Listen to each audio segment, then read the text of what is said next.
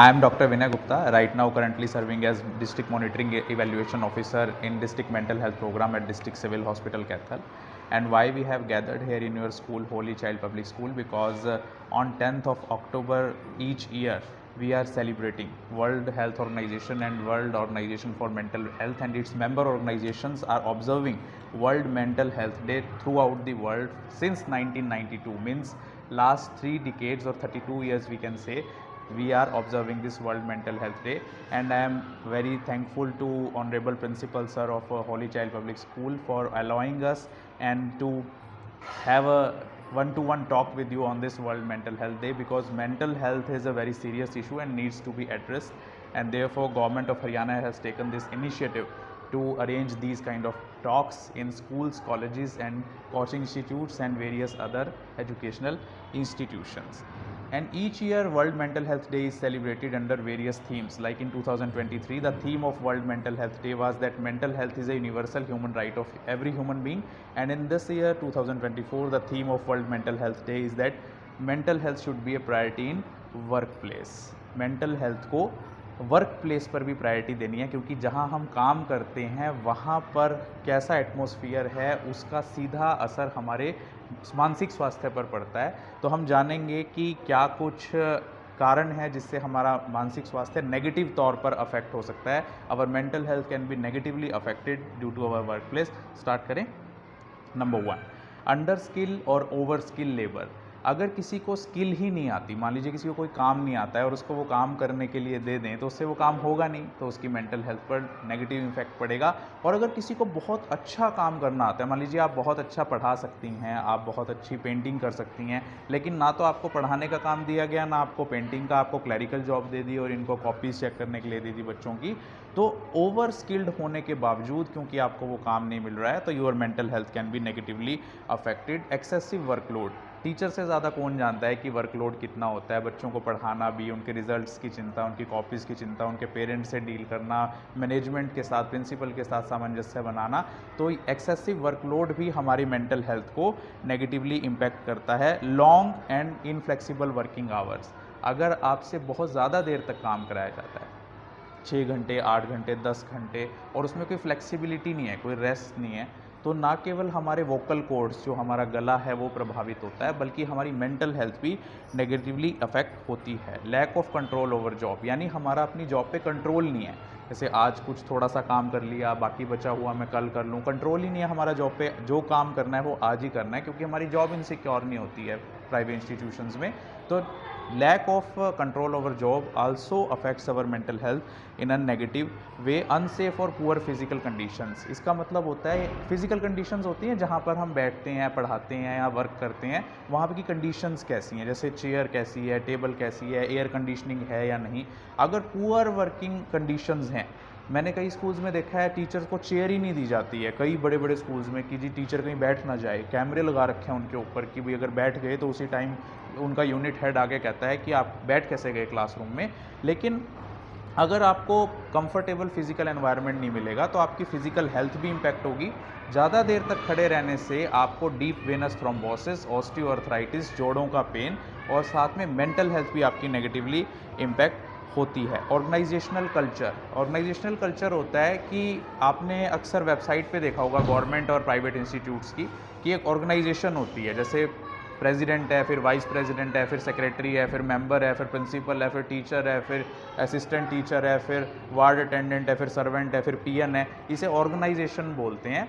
अगर कोई scheme welfare की प्रेसिडेंट की तरफ से चल रही है और वो लास्ट पर्सन तक नहीं पहुंच रही है, उसको पता ही नहीं है कि मेरे बारे में मैनेजमेंट ने क्या फ़ैसला लिया है, तो हम सबकी नेगेटिविटी डेवलप होने लगती है मैनेजमेंट के लिए, कि मैनेजमेंट हमारे लिए कुछ नहीं करती, हमारी मैनेजमेंट बहुत गंदी है। तो इस कारण से भी हमारी मेंटल हेल्थ नेगेटिवली इम्पैक्ट होती है।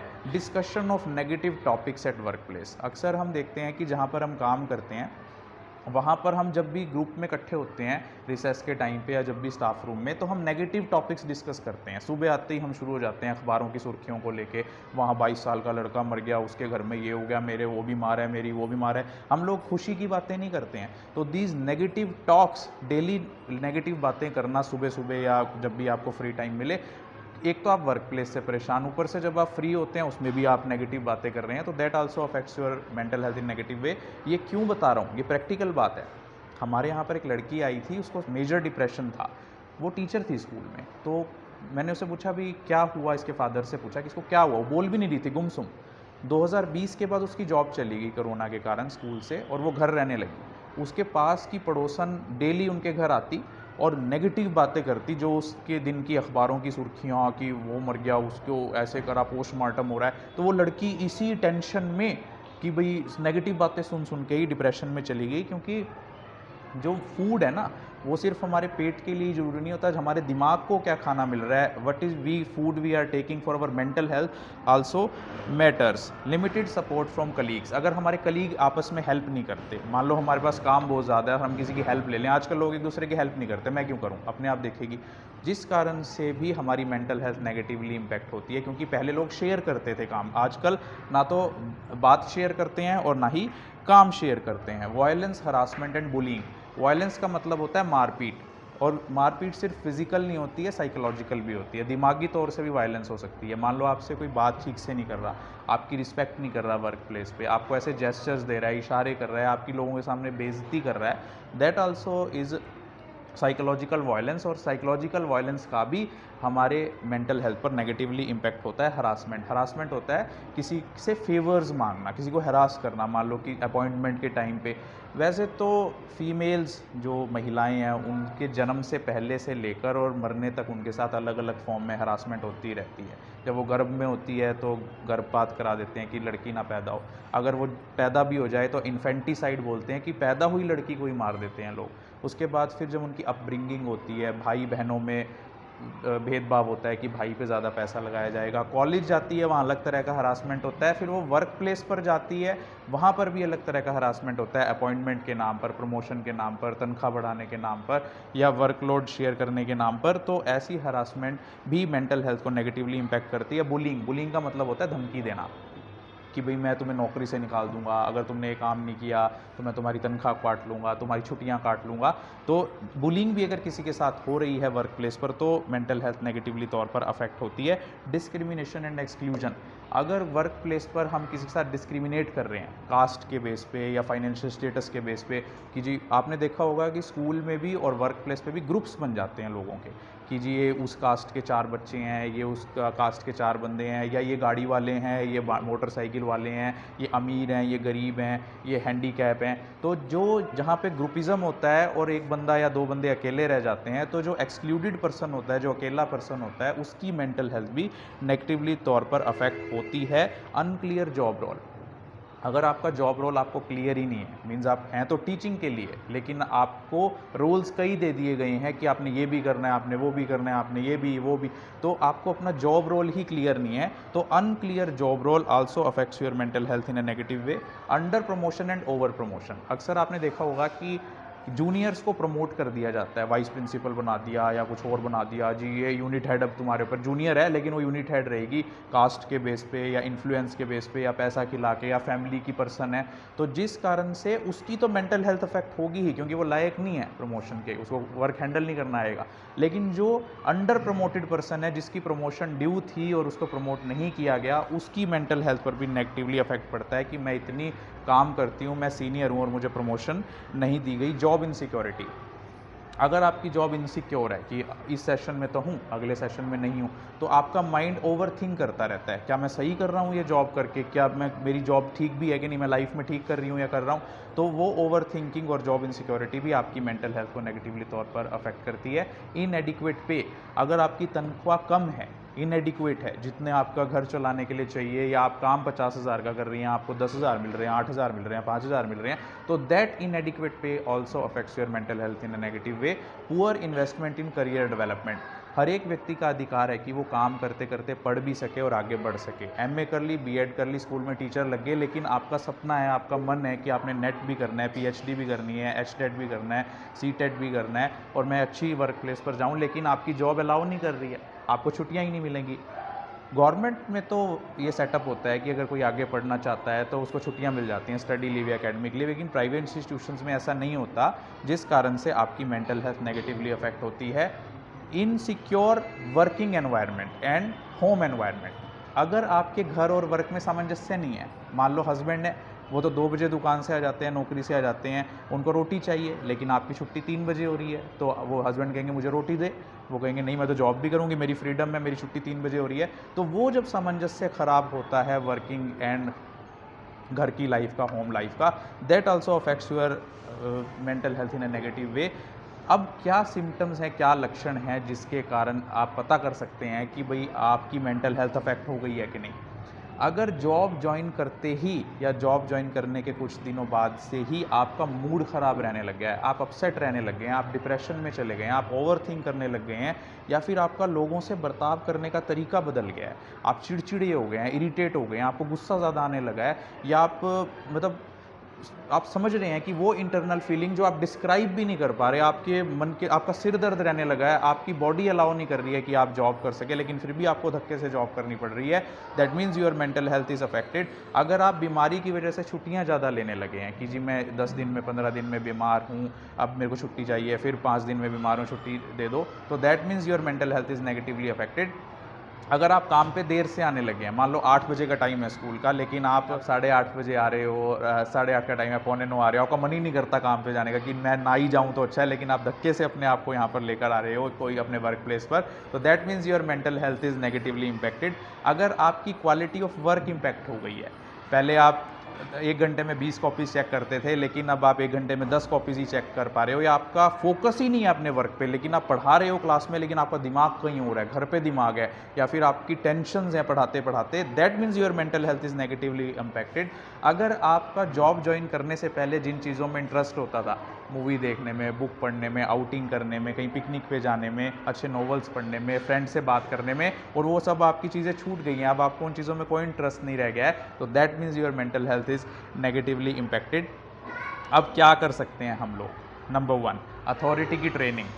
अथॉरिटीज़ को ट्रेन कर सकते हैं कि वो अपने वर्कर्स की मेंटल हेल्थ को एवेल्युएट करते रहें कि जो मेरे वर्किंग एम्प्लॉयज़ हैं उनकी मेंटल हेल्थ कहीं नेगेटिवली तौर पर इम्पैक्ट तो नहीं है, किसी वो स्ट्रेस में तो नहीं है, इमोशनली वो वीक तो नहीं हो रहे हैं, उस चीज़ को चेक कर सकते हैं। ट्रेनिंग फॉर वर्कर्स, वर्कर को ट्रेन किया जा सकता है, जैसे हम आज कर रहे हैं आप लोगों को, कि भाई अगर आपकी मेंटल हेल्थ इम्पैक्टेड है, अगर आपको लग रहा है कि मेरी मूड ख़राब हो रहा है या मेरे को ऐसे सिम्टम्स आ रहे हैं, लक्षण आ रहे हैं, तो हमारे हॉस्पिटल में आप आ सकते हो। मैं बताऊंगा कौन कौन से प्रोग्राम्स हैं हमारे पास।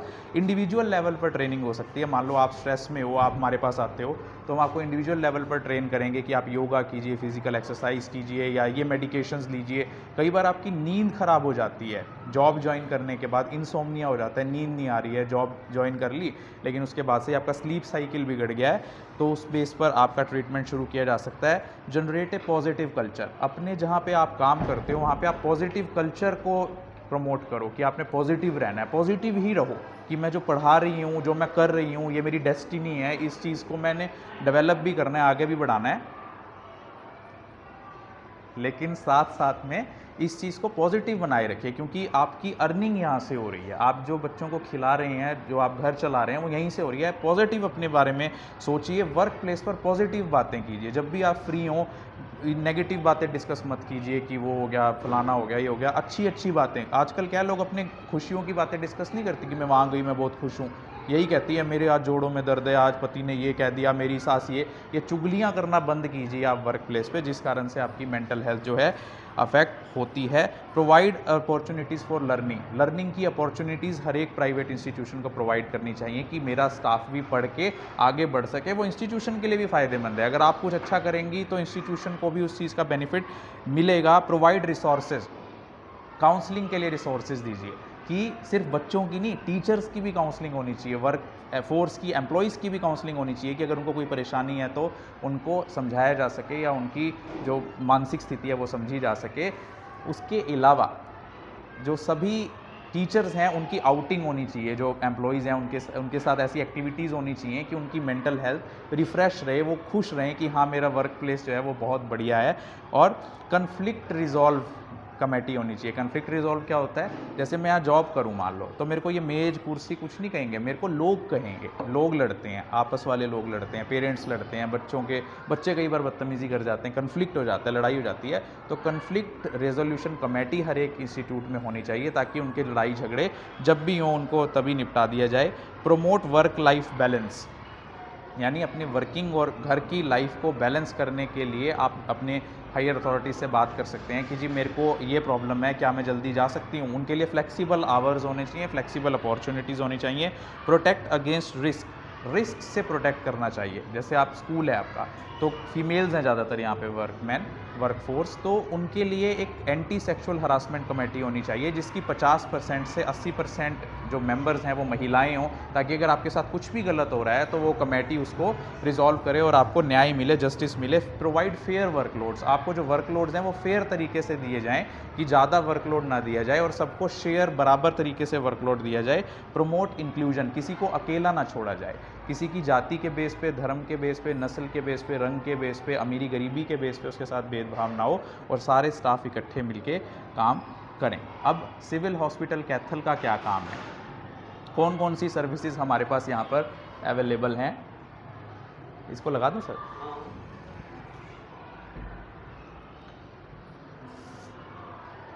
For the proper treatment, guidance and counseling of the patients, we are having Department of Psychiatry in District Civil Hospital Kathal, and in that department we have several subordinate departments. Like number 1, we have District Mental Health Program that treats, deals and counsels the patients who are having depression, anxiety, obsessive compulsive disorder, fits, seizure, convulsions, attention deficit hyperactivity disorder, autism, Alzheimer's, dementia, means from childhood mental disease to the adults mental health disease. We have district mental health program in which we have psychiatrist, psychiatric social worker, psychiatric nurse, community nurse, ward attendant, security guards, etc., that look after the patients. Number 2, we have dedicated drug de-addiction center which treats, deals and counsels the patients who are having some kind of addiction, जो नशा करते हैं patients, like tobacco, alcohol, शराब, smack, अफीम, चरस, गांजा, बुक्की, डोडी, amphetamine, cocaine, heroin, LSD, lysergic acid, diethyl amine, चिट्टा, जो इन चीज़ों का नशा करते हैं, for that we have dedicated drug de addiction centre. Number 3, we have opioid substitution therapy centre that treats, deals and counsels the patients who take drugs through intravenous methods, जो अपने टीका लगाते हैं, टीके से नशा करते हैं. Fourth, we have Tobacco Cessation Center TCC that treats, deals and counsels the patients who take drugs containing nicotine, tobacco containing drugs like chewing tobacco, smoking tobacco, zarda, gutka, pan masala, etc. Number 5, we have ATF Addiction Treatment Facility. Right now we have ATF facility in Kathal also, and we are in the process of recruiting the staff. 2 ATF counselors, 1 medical officer, 1 data manager and other staff nurses have been recruited, and in couple of months the ATF will be fully functional, and that ATF is directly controlled and governed by All India Institute of Medical Sciences, New Delhi. Then we have various other subordinate departments to Department of Psychiatry. Number 1, we have ICTC, Integrated Counseling and Testing Center, and Antiretroviral Therapy Center that treats, deals and counsels the patients who are having some kind of complaint regarding HIV, human immunodeficiency virus, or AIDS, acquired immunodeficiency syndrome. And last but not the least, we have NVHCP, National Viral Hepatitis Control Program, that treats, deals and counsels the patients who are having hepatitis B or hepatitis C. You must have heard the word Kalapelia.